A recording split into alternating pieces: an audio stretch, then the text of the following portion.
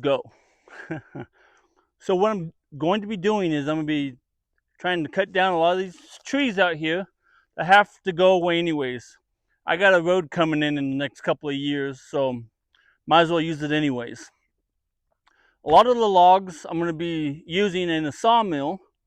All the smaller ones will either go towards firewood or smaller projects.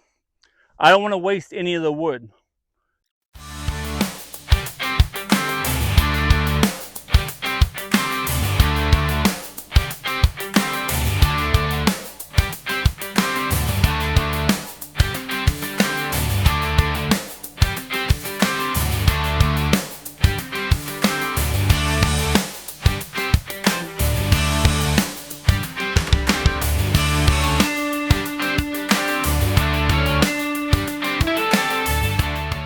If you're a lumberjack, I'm like 1,000% sure you're not going to the gym. You don't need to. Being a lumberjack, you work at the gym. The logs are heavy.